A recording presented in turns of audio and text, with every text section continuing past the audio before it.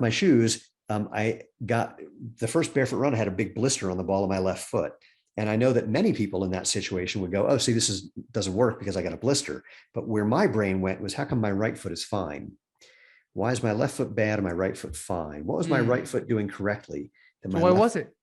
Well, on my next barefoot run, I figured I saw a gaping hole in the ball of my foot. And I thought, if I can find a way to run that doesn't hurt, then I'm probably not doing the thing that caused the giant gaping hole. Welcome to the Gentleman Success, Happiness, and Fulfillment Talk podcast, where we bring to you the most successful, happy, fulfilled gentlemen from around the world who have been able to conquer themselves, their life, their marriage, and their businesses. You will be learning from four-dimensional gentlemen who have cracked the code to the science of having it all. The question is, how can married entrepreneurs with kids become gentlemen, achieve true freedom, and build a successful, happy, and fulfilled life, marriage, and business? This show will give you the answer for that. My name is Alex Ramirez, and I'm your host, and you're welcome to the Gentleman Success, Happiness, Fulfillment Talk podcast. Hello, everyone. Welcome to another episode of the Gentleman Success, Happiness, and Fulfillment Talk podcast. I'm very excited for today's episode because I have a gentleman who pitched his product on Shark Tank, and I'm very excited to talk a little bit about that and get to learn from this gentleman, get to talk to him, get to connect with him. But before we introduce this gentleman to you, though, I just want to give a big shout out to all of you who have been leaving comments, reviews, and likes on all the major podcasting platforms, Apple, Google, Spotify, and to those who have been watching on YouTube as well. Thank you very much. You are the reason why we do and why I do what I do. And I want to ask you for a small favor. I want to ask you that if you get something out of this interview, if you get some type of value, some type of insight, a skill, new information, or the inspiration to go out and take action and keep on moving forward towards your goals, I want to ask you to please share this episode with 10 people. Share it on social media, share it with friends, share with 10 friends, since this is how we grow. This is how we're able to spread our message and motivate, inspire, and bless other men out there to change their lives. And today I have Steven Sashen. Is that right, man? That is. He's a serial entrepreneur who has never had a job, just like me, a former professional stand-up comic and award-winning screenwriter, and a competitor sprinter, which, it was the inspiration of one of his businesses. He had one of the fastest men over 55 in the country, maybe the fastest 55 plus Jew in the world. Cool. That's really awesome. I actually found out I'm second fastest. There's one guy who's a couple years older than me who can crush me. It's very depressing. He's become a good friend, though. Oh, wait. No, not Ziri. All right. And man, so he and his wife, Lena Phoenix, co-founded the company, a footwear company called Xero Shoes with an X, creating a movement. Well, it's called Movement, right? I call it the movement. It's a movement about natural movement. Oh, got it. Well, yeah. Well, they've helped hundreds of thousands of people live life feet first with happy, healthy, strong feet and addictively comfortable footwear. I'm going to get one of those, man. Like I was seeing some of the videos and they're really interesting. And Steven and Lena also appeared on Shark Tank, where they turned down a $400,000 offer from Kevin Noleri, which I'm excited to talk into that. So, Steven, I'm very excited, man. Thank you very much for being here and having some time, getting some time to do this. And you are welcome, man. Thank you. It's a pleasure being here. Thanks, man. And the first thing that I do with my guests is I tell them to walk us through their entrepreneurial journey in 75 seconds or less. This is going to be interesting. Well, it's pretty simple. I've been lucky enough, like you mentioned, I've never had a job. I've never had a resume. I've never interviewed for a job. Since as far back as I can remember, literally since I was 5, I always found a way to make the money that I needed to have a happy life by doing something I was interested in. Or at first, maybe not so much interested, because the first thing I'm remembering is my father paid me 25 cents to shine his shoes or 50 cents to shine his boots. And he didn't realize how dirty his shoes and boots got, but I did.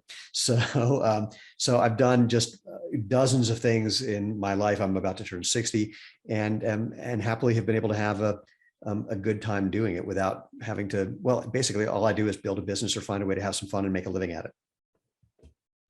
Business, fun. Awesome, man. If it's not fun, you're not doing the right thing. Now, that doesn't mean that it's not going to be stressful and annoying and aggravating and all the rest. But if there's not something underneath it that you find really enjoyable, then there's no value for doing that. It's going to be, the stress will be overwhelming. There's got to be a balance, or at least the fun and value part has to be more important than the stress and aggravation part. Yeah, I totally agree. Like what I do for work, what I do for work, man, is literally talk to super successful, wise people who are decades ahead of me. That's literally what I do, and I absolutely love it. Good gig. So it's great. I'm so blessed and I'm so grateful that I get to do this and get to call it work, right? Yeah. Because I don't feel like it's work actually. So like my entire day, so my interviews start at 12 p.m. right? Because the first half of my day from 4 a.m. to 12, I do introverted work, work in which I need to think or create something, right? And then from 12, till like 6 p.m., I do extroverted work, which is like talking to people, right? And like by the time it's 12, I'm exhausted, but then this gets my energy up again. So it's really awesome. Oh, that's So great. I totally agree. And Ben, I don't want to breeze over the fact that you look amazing, right? You're about to turn 60. Well, I'd say I'd thank my mother for you because I take after her. But she's got Alzheimer's and wouldn't know what I said. So, but I'm gonna definitely chalk most of that up to genetics. And then anything else after that, I don't know what I would give that attribution for. All right. Well, sorry to hear about your mom. I actually think I have Alzheimer's too, man, because the excuse that I use is that I don't care about anything. That's the excuse that I use. Another excuse that I use is that I use my mind to generate ideas instead of store information. But like I'm really bad at like remembering stuff. I actually just invested in a course. Do you know who Jim Kaywick is? No, but let me say something about that. So I'm really, really good at coming up with ideas. I am really, really, really bad at organizing them. And it's taken me years to realize that's just the way it is. And so it's funny, I brought on a vice president of digital marketing, because I've been an internet marketer since 1992, but I brought in someone into our business to take over a lot of what I'm doing. And she keeps asking, where's this information stored? And I say, in my head, because it's the only place that I can do it. And so the thing that I'm highlighting by saying this is, it may be that you may be like me in a certain way, that organization is not necessarily your gig. And so pay attention to how much effort you're putting into something and the value you're getting out of it. Maybe forgetting something is just the way it is. It's not a big deal. I'm reminded of a time where I'd wake up in the middle of the night with an idea about a book I was writing, and I'd rush to my computer and I'd write down a couple of pages, and I know exactly where to put it in, and I put it in the document, and then I look before and after what I just wrote, and I was just rewriting what I had already written. I had forgotten that I had already done it. And it was just exactly the same. So my wife teases me about every time I say, "Ooh, this looks like a movie. We should watch this movie." She goes, "You mean the one that we watched 6 months ago? We already watched that movie." And then I'll watch it again and I have no memory of it. So it's great. And my mom has my favorite Alzheimer's story about remembering, though. When she was starting to not know who anybody was, my sister's name is Ellen. My sister and I would sit down with her, and my sister says, "So do you know who I am?" And my mother says, "No." I said, "Do you know who I am?" She goes, "I don't think so." My sister asks again, "Do you know who I am?" My mom says, "I feel like I should." And I say, "Do you know who I am?" She goes, "Are you Mark?" I said, "No." My sister says, "Do you have any children?" My mom says, "Yeah." I say, "Oh, great. How many?" She goes, 3 or 4. It's like, "No, just the two of us." So my sister says, "What are their names?" And she goes, "Ellen and Steven." And we go, "Oh." So I say, "Do you know who I am?" She goes, "No." My sister says, "Do you know who I am?" And my mom goes like this. She looks around to make sure no one's watching. She leans in. She goes, "Do you people know who you are?" That's crazy. Yeah, I didn't expect that, man. I thought that she was going to like remember something. No, it's priceless. Well, actually, man, I'm really good at organization. Like I'm really good at generating ideas, but I'm really good at look at this. Well, look you at make this. lists. Look, I've known you make lists in your head, and then you put them down. I mean, I've known you for a very short time, but you have everything organized. You talk about the things that you do, and you have lists already down, which is really impressive to me. I mean, that's way beyond what I can do. I have everything very organized, like Zoom calls, notes, personal development, like everything, right? Okay, then ignore what I said. But I actually think that is the reason why my memory, I don't want to say that my memory is bad, because then I'll accept it. No, no, I think you're onto something. I think the fact that we can do that, like what you just showed, is everything's on your computer that way, that it has made us sort of offload our memory in a certain way. So when I was a kid, which is way too long ago, you had to remember everybody's phone number. There was no Yeah. really, I mean, other than writing it down, but we all knew 100 phone numbers. And I think learning to remember things like that is in fact a skill.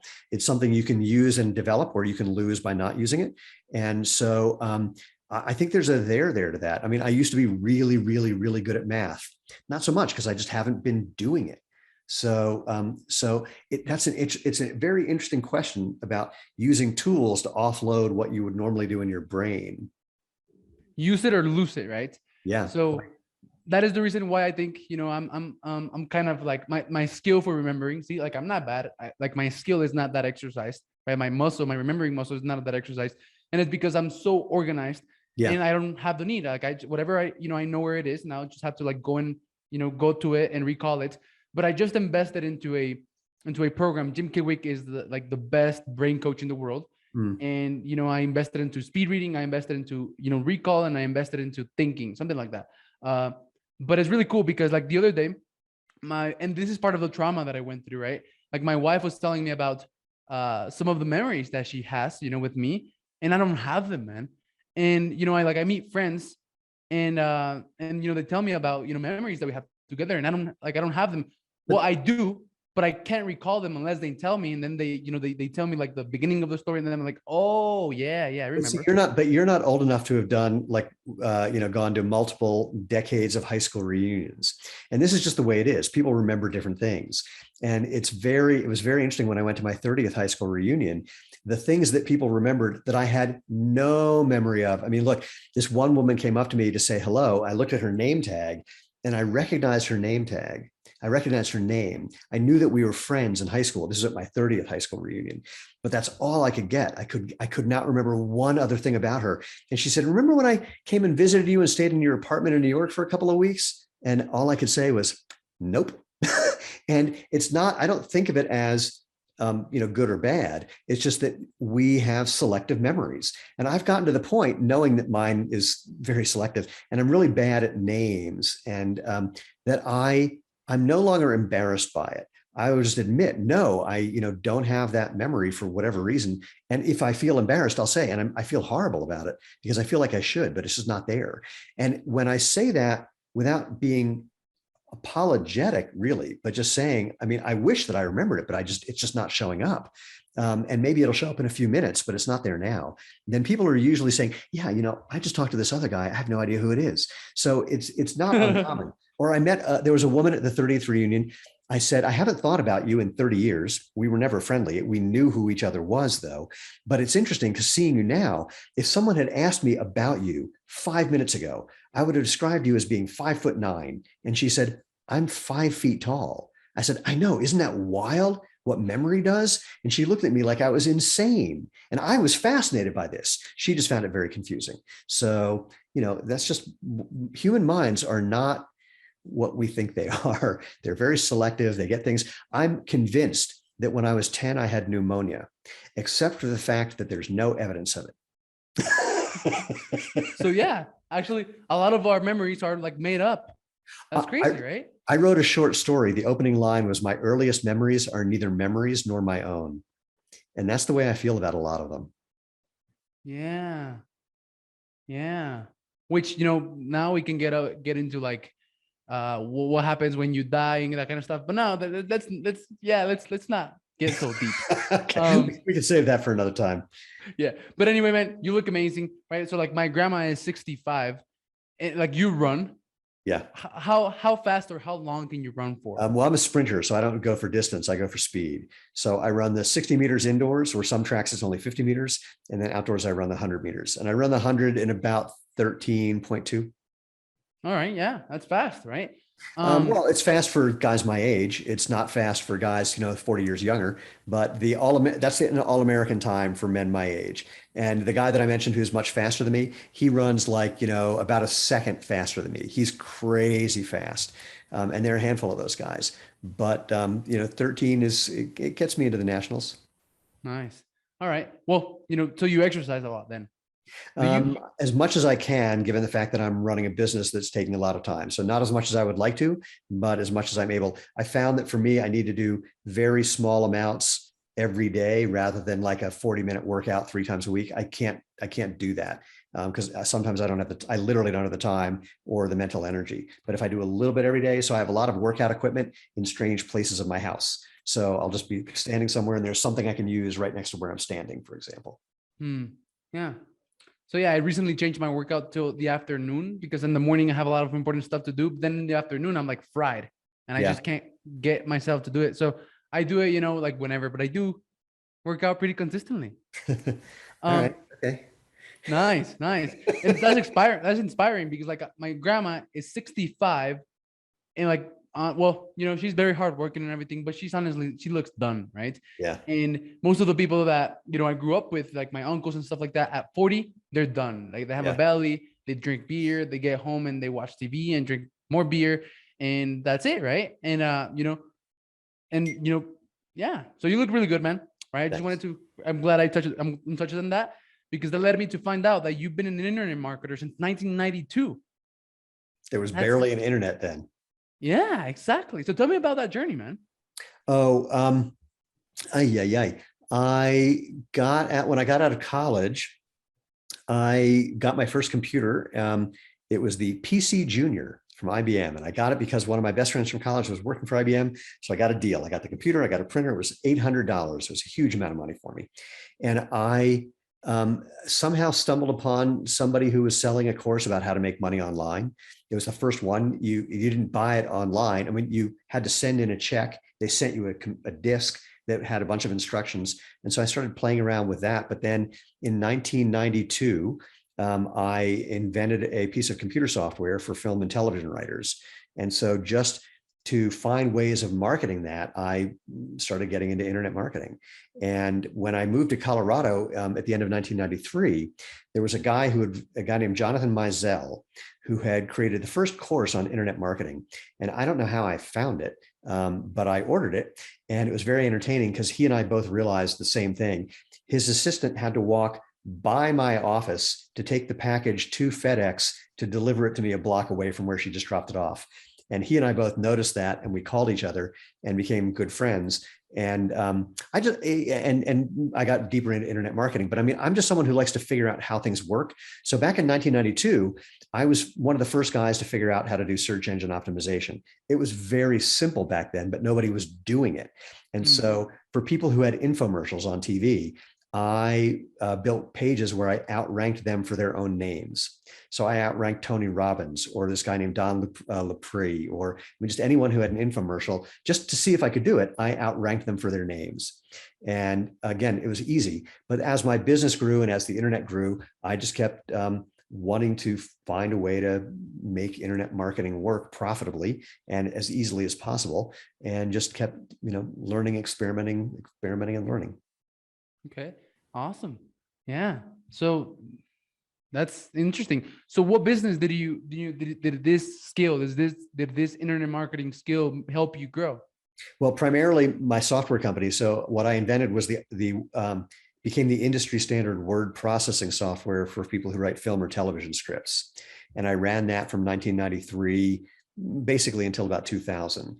And that was the primary thing. But I also, in that time, I just remembered this, I got introduced to a nutritional supplement product and company, and I noticed they didn't have a website. So I built a website to promote that product, and then became very good at doing, I'm not suggesting anyone do this or not do this, but I got very good at doing internet marketing for network marketing companies.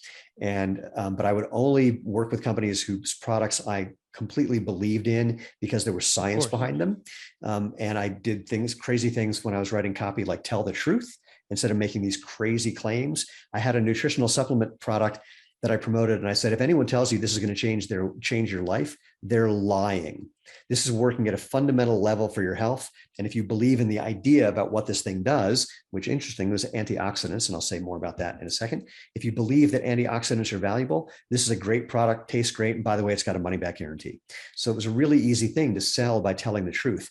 Interestingly, I have come to not have an interest in mostly in antioxidants because the research is showing that if you're taking a lot of antioxidants, it can actually interfere with the recovery from exercise.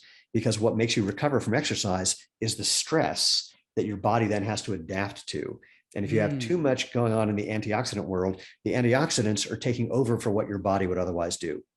So you don't get the same effect. So again, once I found out it's not true, I'm done. So I was building my software company. I built these tools and techniques for doing internet marketing online. I'm sure I did other things as well around that same era. And then after 2000, if I gave you the list of things that I've done, we wouldn't have time for any other part of the conversation. that's exciting. Yeah, that's exciting, man. So when did Xero Shoes come? My wife and I started the company 12 and a half years ago, the end of 2009. Well, it was really to say that we started it is not quite right, because what happened is I had gotten back into sprinting when I was 45, and I was getting injured pretty much constantly for a couple of years. And a guy that I met who's a world champion runner suggested that I take off my shoes and run barefoot. I'm not suggesting people run barefoot, but I will tell you it changed my life, because I discovered that I had a form problem that I couldn't feel with shoes that had a bunch of padding, but I could feel it.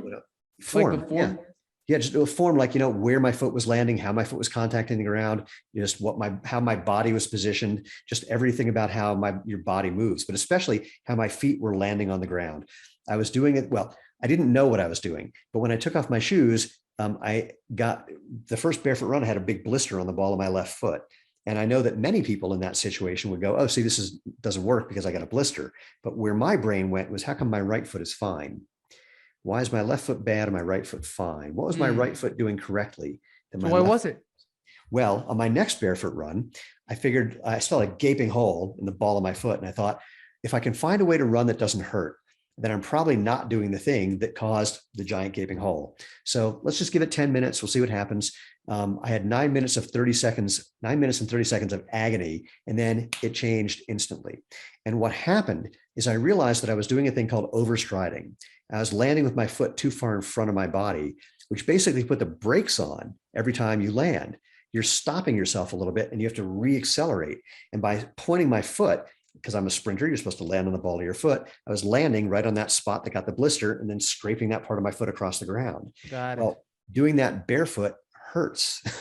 And so I was paying attention to the good side, and my brain figured out the difference between the good side and the bad side. And then I stopped overstriding, and my posture changed. I became just a little more engaged. I was a little more upright. My running instantly became faster, easier, and lighter. Basically, when you're barefoot, doing it wrong hurts. Doing it right feels good and fun.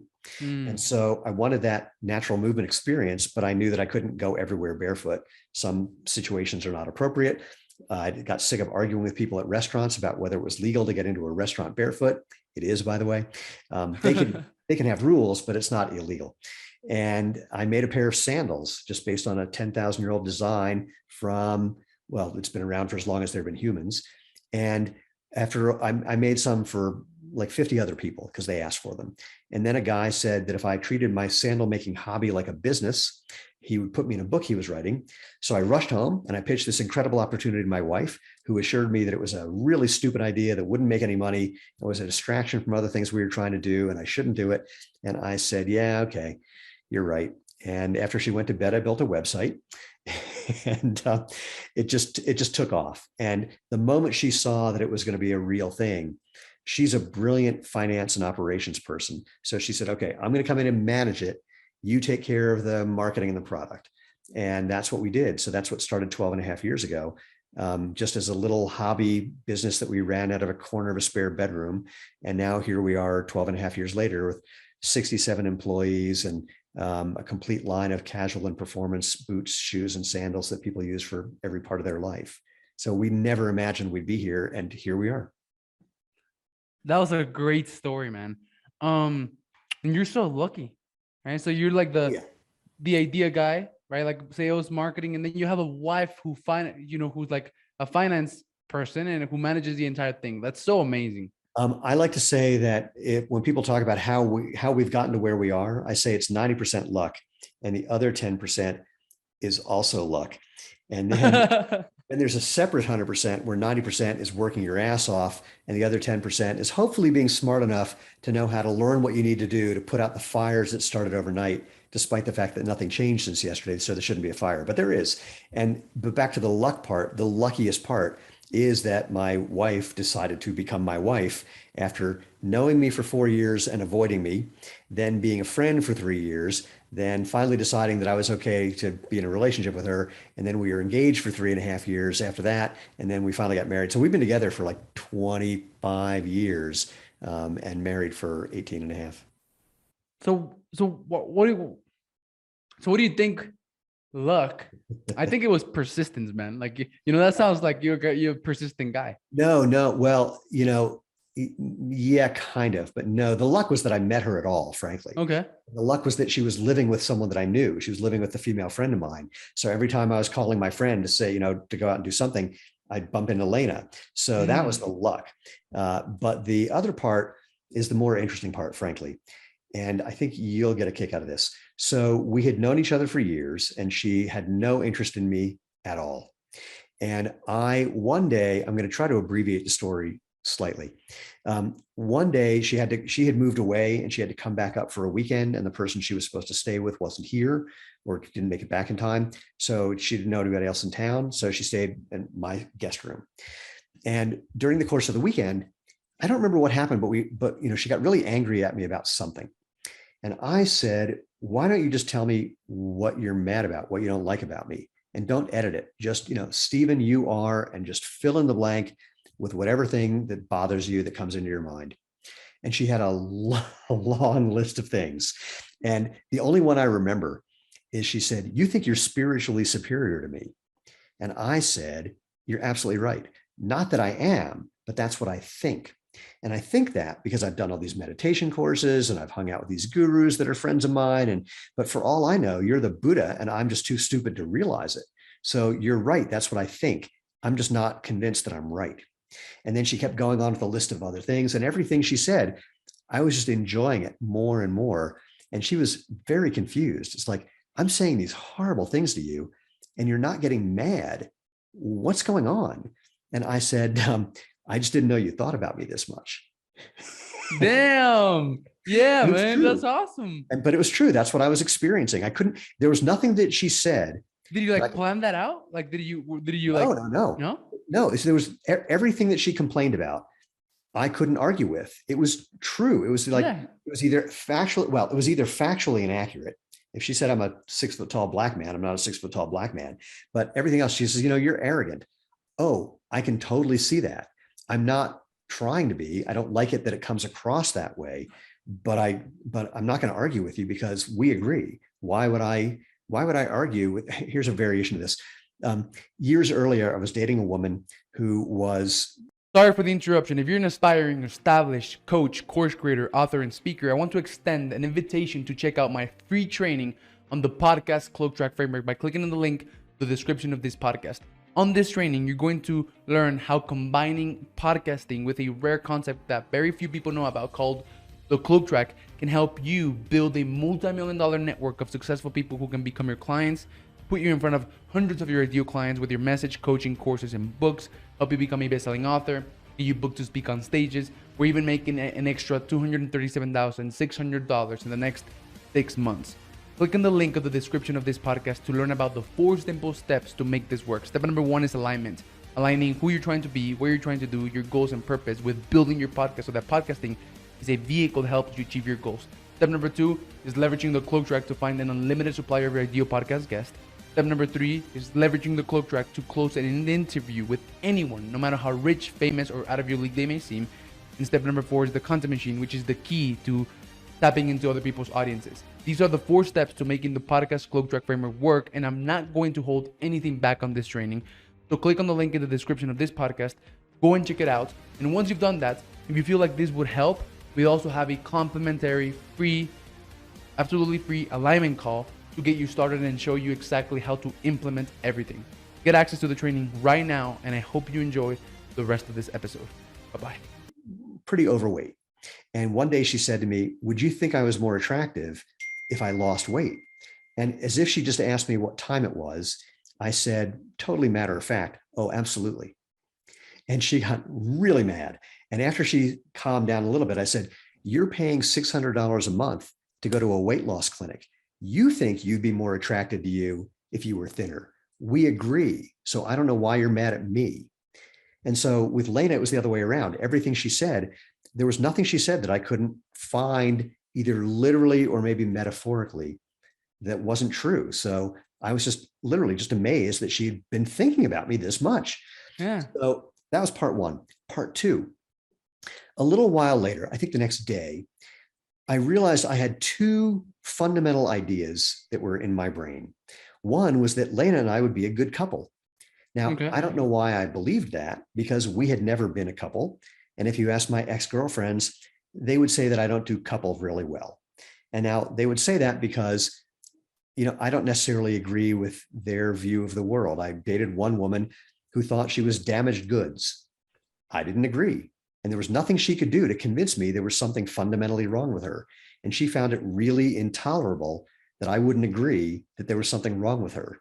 So That's she crazy, thought, right? I think so, but she thought I just wasn't compassionate. I understand why she thinks that. From her perspective, it doesn't look like I'm compassionate when she's trying to get me to agree that there's something wrong with her. So anyway, so I have this idea, Lane and I would be a good couple, but there was no evidence for that. But then I had another idea that started to pop up in my mind that had really run my life for a long time. And that is, I'll be happy when I'm with the right woman.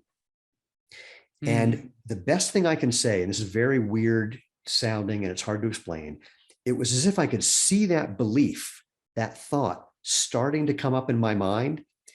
And before I could believe it, it just disappeared like a smoke ring. How did that feel? It suddenly there was just a lot of empty space. So instead of attaching to this idea, I'll be happy when I'm with the right person, which means if I'm not with someone, I'm unhappy, or if I'm with the wrong person, I have to look to see if I'm with her, the right one or not. Suddenly there was just space. And in that space, I realized I had to do something. And I turned to Lena and I said, I've been believing that we'd be a good couple and that I'd be happy if you were the right one. And when I believed that for the last few years, here's the list of obnoxious things that I did to try to get you to believe it too. And I had a very long list. I tried to be extra funny when we were on the phone. I tried to keep you on the phone longer than when you were just going to pass me over to your roommate. I tried to find ways that, we'd bump into each other so we could have a good conversation. I mean, just, went on and on and on and on. I just had this long list of really obnoxious behaviors where I was trying to get her to like me and, and then get on board. So the way she tells the story is at this moment, she had spent the whole weekend thinking of all the reasons to not be with me. And in that moment, something snapped and she realized everything I've ever looked for in a relationship, he can do. He's actually the only person I've ever met who can do it. And she says, at that moment, suddenly you got really cute. Yeah. And so she leans over and kisses me. And I said, wow, it's really a good thing that you did that. And she said, why? I said, well, it would have been weird if I had asked you to marry me before you'd ever kissed me. And she says, brilliantly, she says, why didn't you? And I said, well, I don't know. It just didn't occur to me as like the right thing to do. She says, okay. So I'm driving her back to the airport because she's going back to Albuquerque where she was living. And we're in the airport parking lot. And this thing is like popping the top of my head off. I couldn't think of anything else. And I turned to her and said, will you marry me? And she says, I don't know. And I went, what? She goes, well, if we're going to get married, that's in the future. I'm about to get on an airplane. And for all I know, it's going to crash. And all I could think was, oh my God, I got the right one. Yeah. And so then she went back to Albuquerque. I was living in Colorado. And every time we talked on the phone, which is almost every day, I just kept asking her every day. And then eventually she, to again, abbreviate the story, she moved in with me about 9 months later. And I was asking her every day. And one day she said, are you serious? I went, yeah. She goes, oh, well then, yeah, of course. So I was going out that evening. I was in a band. I was playing with the band.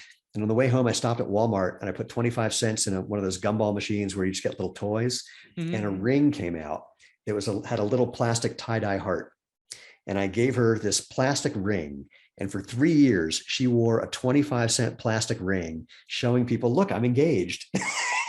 And every one of my friends went, if she's willing to do that, you totally got the right one. Yeah, So anyway, 100%, man. yeah. So that's the luckiest story of my life, is that that somehow I met Lena, and after all that time, we became a couple, and here we are again, however many years later, as a couple and as a business couple. Amazing story, man. Amazing story. It's a And fun one. so I finished my podcast episodes with 5 questions, right? So I want to Right. make sure that we have time to ask those to Sure. you. But I want to ask, well, I want to ask about this, like, I feel like a lot of empathy from your side, like awareness, right? And right now you mentioned like spiritually, superior, like, you have that argument with your Yeah. wife. So I don't know, like maybe you've been able to develop yourself spiritually. So I want to talk about that. And then the next thing that I want to ask is about your experience, like pitching the sharks. Sure. So Well, yeah. the first one's easy. I no longer have a concept where I can label anything as spiritual or whatever the opposite is. All right. Um, the world is, um, even with all of its problems, utterly amazing if you think about it, or don't even Mm-hmm. have to think too hard. And I don't have a frame of reference for, I literally don't even know what people mean when they use that word. In fact, when people use that word, I ask them, what do you mean by that? And then to see if I can relate to it in some way, but it's not a word that I use any longer. So things that I used to do, like meditation, or, well, that was the biggest thing that I would do. I don't think of it as, again, I don't have a frame of reference for the word spiritual in that case. It was something that oh boy, oh boy. You can have some really altered experiences of how you feel the relationship between your sense of self and the object that you're aware of. But that's just an interesting neurological thing. And it can be revelatory. You can discover some things that are helpful, but I don't have, again, I just don't know. I don't use the word spiritual. So we could get into it if you wanted to, but by my asking you what you mean with that word, and I could tell you how I relate to that, if it matters or if anybody cares. Mm-hmm. But there's a Zen line, which is, it's kind of funny that I'm going to use a Zen line to talk about non-spiritual something. The Zen line is, before Zen, mountains are mountains, rivers are rivers. During Zen, mountains are no longer mountains and rivers are no longer rivers. After Zen, mountains are mountains and rivers are rivers. And many people think of that as like, oh, after you meditate, you become enlightened, whatever that word means. Then, yeah, mountains and mountains are rivers and rivers, but with some special little glimmer, some special little sparkle, a special little twist. And I'm saying, no, no, no. That Zen master who wrote that line was being literal. Mountains are mountains, rivers are rivers. You don't need to make any more of anything. They're amazing on their own. I'm sitting here looking out my window at the trees that are now fully bloomed. And it's literally hard for me not to be awestruck by this moment. I'm not going to talk about when I think about what's happening in Ukraine or starving children. That's a whole different story. But in this moment, just paying attention to feeling my body sitting on the chair, seeing the image of you on my screen, seeing the trees and the air and the sky and the clouds. I have to fight myself to not be overwhelmed by it because it's just so amazing, exactly as it is. I don't need to add anything to it. And the fact that I'm here to be able to experience it feels amazing to me, literally amazing. And I don't need to, again, add any more to that. So that's, I don't know. I don't remember I what. loved it. I love the explanation. Yeah. So it sounds like gratitude. Yeah, in a way. But with, I would say, even a little less than gratitude. And this is going to sound weird because gratitude still requires kind of sometimes a separation between you as the one being grateful for something and the thing outside of yourself. And the feeling that I'm trying to describe is more connected than that.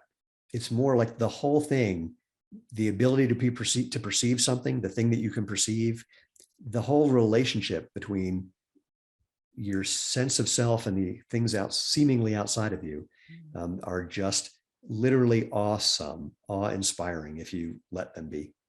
Mm. Well, I liked it. It wasn't, yeah, it's very different than everything I've ever heard. And I liked it. Yeah. Well, here, I'm going to give you a weird taste of it. So every human being I've ever met complains about their body. We have some things we don't like about it. It's the way it is. Okay. So ignore all that for a second. If for the sake of argument, you couldn't believe that complaining about your body was the evidence of a problem, if that's just something that brains do sometimes, they complain about bodies. That's what they do. Oh, well, doesn't mean anything. Doesn't mean it's true. That's just what all human beings do, meaning it's a feature, not a bug. Okay. So that's thought number one. Here's thought number two. What's it like having a body that can move and eat and feel and perceive and enjoy without the story that it should be any different than it is? Just feel what it's like to have a human body.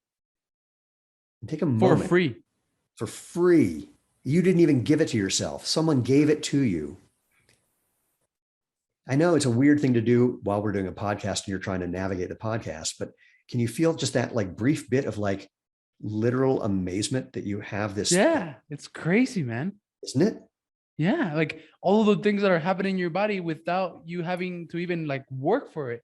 Did you, the position that you have your arms right now, did you make yourself do that or did that just happen? It's a habit. Yeah, it just happened. It just happened. Isn't that incredible? It just does all that for you. Yeah, that's crazy. Yeah, man. Yeah. So yeah, like right now, I'm amazed most of the time. So yeah, I'm like, holy shit! Like Things I'm feel experiencing all of this. Things feel a little spacious and a little fuzzy right now. Yeah. Mm-hmm. Mm-hmm. Yeah. Light. Yeah. Like what is going on? Yeah. Yeah. But yeah, most of the time, yeah, I can see the difference between this feeling that I'm feeling, yeah, and the grateful feeling that I normally feel. Okay. Yeah, this one's more subtle, isn't it? Mm-hmm. Mm-hmm. Yeah. Like we have a computer. Yeah. Okay. Awesome. I really like that. I really like that experience. Enjoy. Thanks, man. All right. So Shark Tank. So yeah, like we can do that. I saw the video of you. I'm sorry. Yeah, we can go through Shark Tank pretty quickly. I saw the video of you like pitching, the sharks, and it was really intense, man. So tell me about it. What were you thinking? What were you feeling? How did you prepare? Yeah, the preparation was the valuable part, because up until that point, Lane and I, our business was a little thing running out of a corner of a spare bedroom of our house. Mm-hmm. And when they told us they wanted us on the show, that's what really made us spend time thinking about what we were trying to accomplish. And it really wasn't about us. It was that we've been hearing from people all around the world saying these things changed my life. And so we were just deciding, what do we want to do about this? How committed are we to this? And the clarity that gave us was really, really important. Being on the show was just super fun. So we had done a lot of preparation. I read the autobiographies of all of the sharks, so we understood who they were and how they thought.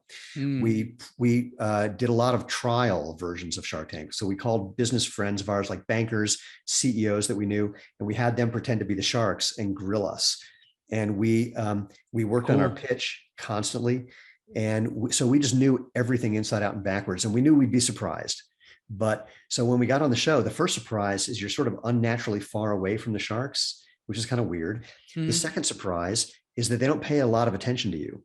They're trying to argue with each other and come up with a one-liner that's going to get them more airtime, or they're making notes and not hearing what you're saying. They don't know anything about you till you walk out on the stage. And they're always trying to throw you. They're trying to make you gotcha. They're trying to do something where, they get you off your game. And I'm a former professional stand-up comic. You can't get me off my game. Nice. I saw that. Like it got really intense, and you were like calm, and you were like, no, I don't want that. Well, you know what's so funny? One of the reasons that we were both calm is I did the same thing with the sharks that I did with that story I told you about Lena. If they had a complaint about me, what am I going to argue with? Everything they could possibly say, I could agree with. So there's no reason to be defensive and argue with them. It's like when Kevin said, how did he say it? He said something about he made an offer that was a real lowball offer. And I said, no. And I made a counter offer. He said, oh, you're crazy. I said, maybe. Yeah. I can see it. Most entrepreneurs are in a certain way. So I'm not going to argue with you. I get it. When Barbara said she didn't like me from the moment I walked out because I reminded her of her ex-husband, there I just laughed because there's nothing I can do about that. So I'm not going to argue with her and say, no, I don't. But it's like, there's nothing I can do. It's factually interesting. In fact, when the show aired, I tweeted to Barbara, I said, you should have invested in the company because then I could have used some of that money for plastic surgery. Damn. So, What did she say? she didn't reply. But being on the show, it's not a conversation, it's a free for all. So one shark asks you 5 questions and you're answering number 3, and another shark asks you 10 questions. And if you switch to the second shark, the first one gets mad. And if you don't switch, the second one gets mad. And again, they're just trying to get you off your game. And so I had a blast. I mean, I just loved that high pressure situation. It was fun watching. Yeah. I've watched a lot of, those like pitches, and yours was really, really fun. Yeah. Thanks. Well, the thing about it is it's also edited. So when someone says I'm out and you see us go like, what? That didn't happen. We didn't care. We just were, on to the next one, on to the next one, on to the next one. So there was nothing anyone that was going to say that was going to phase us. And when we left, I turned to Lena and went, well, that is not at all what I expected. But it was great. When the show then aired, we did about 3 months worth of business in the week following the show. And we heard from hundreds and hundreds of people telling us that what we were doing was exactly what they'd been looking for, and they just didn't know it existed before. So it gave us a lot of validation, and it's been really helpful ever since, just because when people can see the episode, it gives them some insight into who we are, even though we taped it 10 years ago almost. It really is still true. That's basically who we are. So that's been really helpful as well. I'm incredibly grateful to that show for helping us become what we've become. Awesome. Any resources to like learn how to pitch? No, what happens is if you, well, yes, actually, well, I'm going to do this in reverse order. If they ask you to be on the show, they have 2 producers who work with you to develop your pitch. But the first part of getting onto the show, pitching to get on the show, the most important thing when you're on the show is knowing all your numbers inside out and backwards. Because if you watch the episodes, and we watched every episode, we watched them all on YouTube. We watched Dragon's Den from the UK and from Canada. And so we knew how the show worked. You've got to know those top 5 answers that are mostly about the metrics of your company, and be willing to answer them without blinking. So that's really important.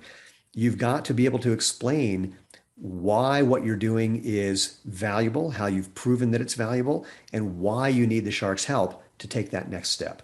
That's really the gist of the pitch there's a guy that I consulted with. He was going to be on the show, and he had a nutritional supplement company. Now, nutritional supplements are hard because all the ingredients are right on the bottle, so easy to copy. And he had no business experience, and he had only sold like, $600 worth of product by the time they wanted him on the show. And I said, okay, you're going to get eaten alive, but that's okay. You can still become a millionaire. Here's how. Every time they say something critical, you say, no, you're absolutely right. I'm just a guy who during his last semester of college, when he should have been out partying, figured out how to create a product that solves a problem for me, my family, 6.5 million Americans, and 10 times that many people around the world. And I'm here to get your help to help me get this to those people. If you just say some variation of that at a time, you'll be a millionaire. And that's what your pitch has to be, that same sort of story. Here's what I do. Here's how it helps people. Here's where I need help next. And then here's where the sharks can play. Yeah, that's really awesome. Because you're like saying, it's not about me. It's about all of these people that we can help with your help. And never say things like, well, I'm passionate and I'm going to make a great investment for the sharks. Everybody thinks that, nobody cares. So, that's not important. The important thing is, do you understand your business? Do you know what needs to happen next? Why do you need help? And you have to be willing to negotiate, because they're going to try and talk you down. And we were very willing to negotiate. They just didn't go down as far as we needed them to, because we knew the value of our company. So nice. Kevin wanted to value our company. It was really cool watching you stay cool and be like, no, I don't like, like he offered, multiple times, and then he went a little bit up, and you were like, no, that's not enough for us. It was really cool watching that. Yeah, it was easy because we'd done our research. We knew we'd talked to bankers, we talked to people who sold shoe companies, who bought shoe companies, who invested in shoe companies. And we knew that the range of our valuation was, from something in the like around 2 million to 10 million is what we were hearing. And so we knew that we were willing to go to like 2.5, and we just didn't get anywhere close to that. Yeah. Yeah, man. So the first question is, Okay. what advice would you give your 20-year-old self if you could? Get a government job with a pension. Really? Yeah. No. Yeah. I haven't had a vacation in a long time. I've never had, until recently, I've never had, insurance or healthcare.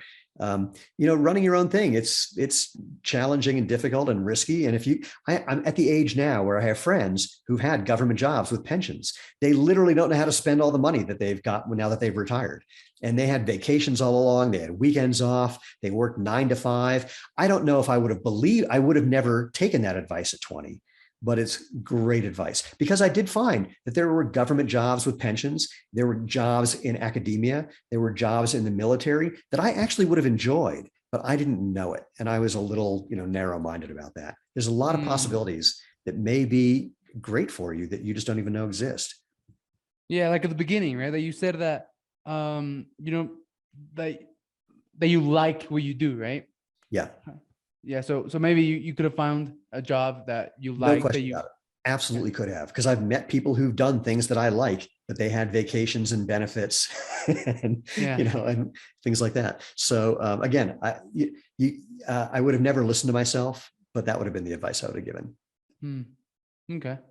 Man, is it cool if we go like 3 minutes over? Absolutely.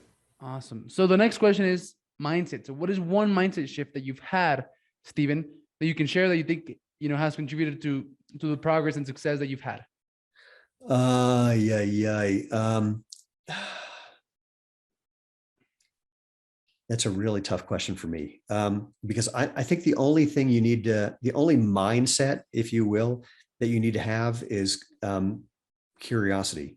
You got to be willing to go. Everyone thinks this is a brilliant idea. It's going to make me $1 billion, maybe. Or I mean, the only thing I literally think is maybe. So here, I'll say this in a different way. As a guy who's been a marketer for 30 years, over 30 years, I say to people all the time, I have lots of ideas about things to do from a marketing perspective, tons of opinions. I just don't give a shit what any of them are, because I may be right or I may be wrong. And the only way I'm going to know is the data after it tells me if I'm right or wrong. Up until then, again, lots of opinions. I've been right and lost money. I've been wrong and made money. So I don't care what I think is the craziest way of putting it.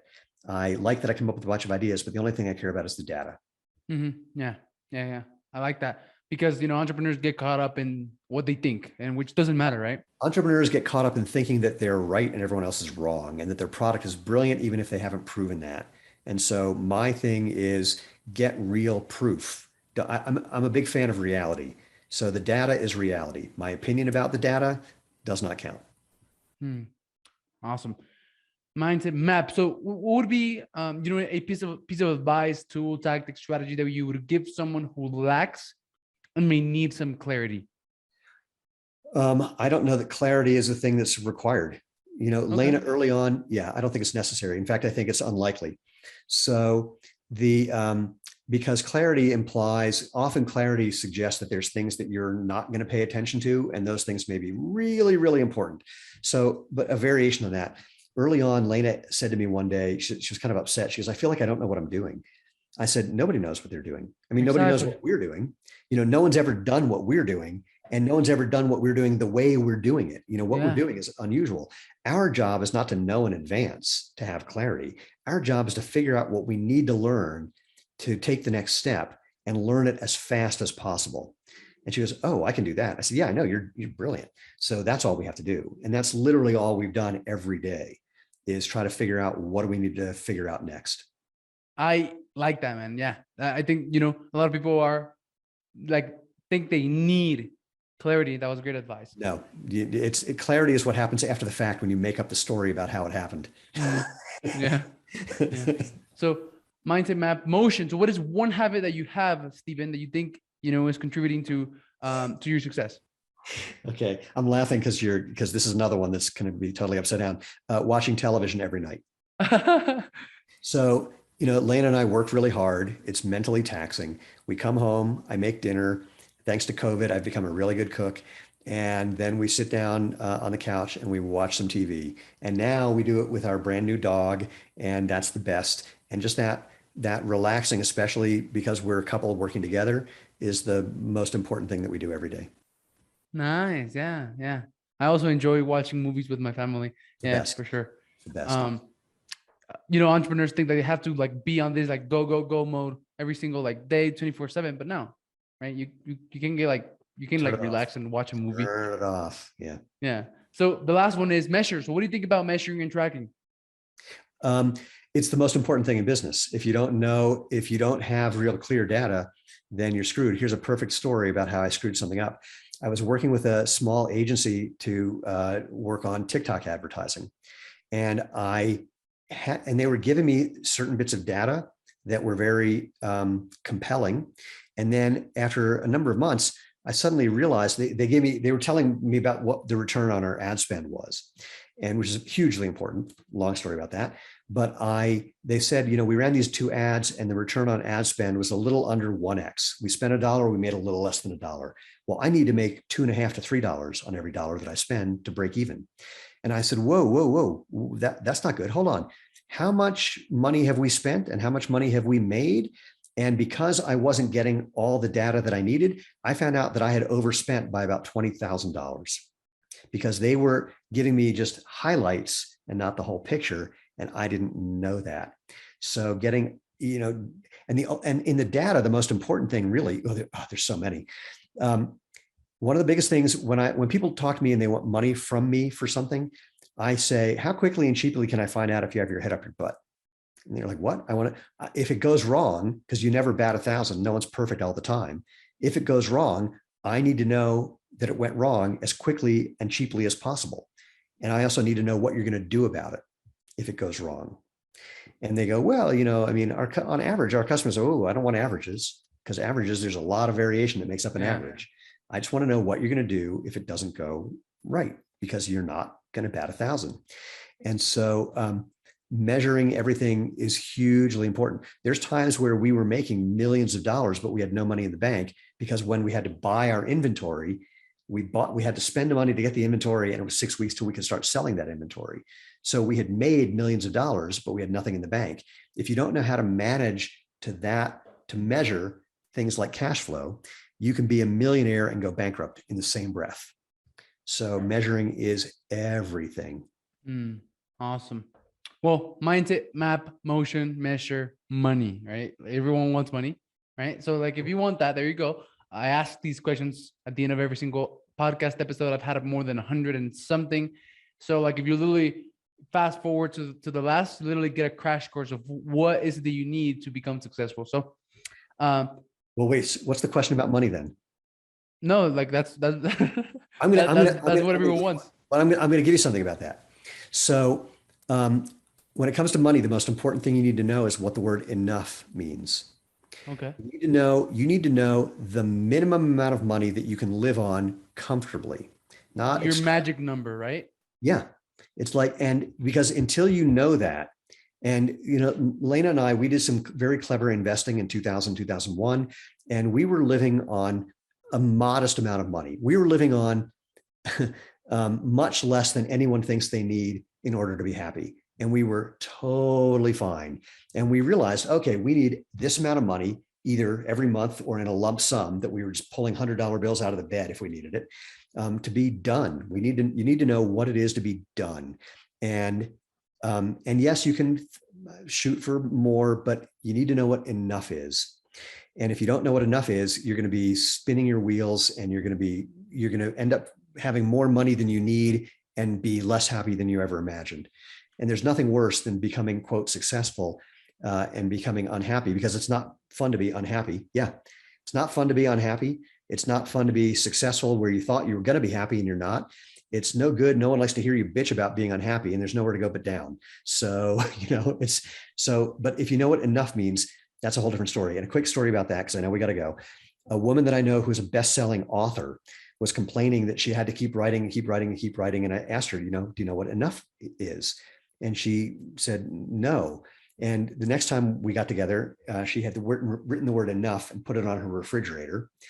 And she knew what the number was. She knew how much she needed. And the third time we got together after that, she said, I had a rental property and it had appreciated in value so much that I sold the property and now I have enough. I can retire if I want to. And Nice. someone said, are you going to stop writing? She goes, no, but now I don't have to do it. Yeah, Now it's a exactly. whole different thing.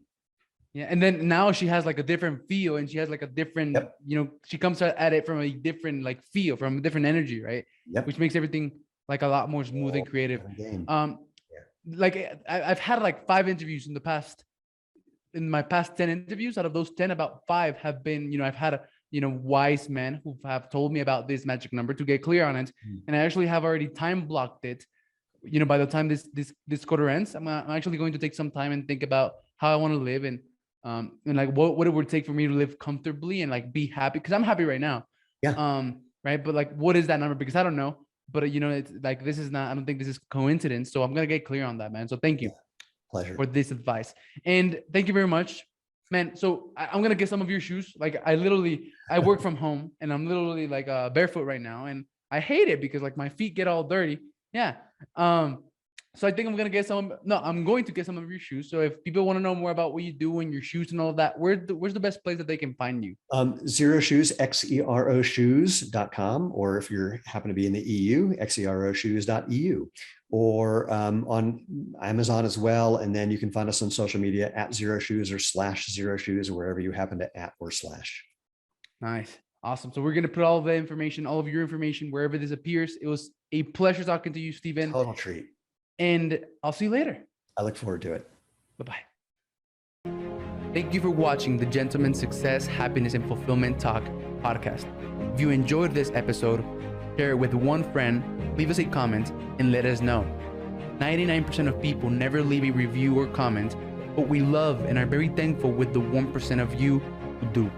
If there's something or someone you want to see on this podcast, send me a message on Instagram at Alex_Ramirez1020 and let me know. As a thank you for that, I have an amazing surprise for each and every one of you who does take the time to leave us a comment or review on YouTube or one of the major podcasting platforms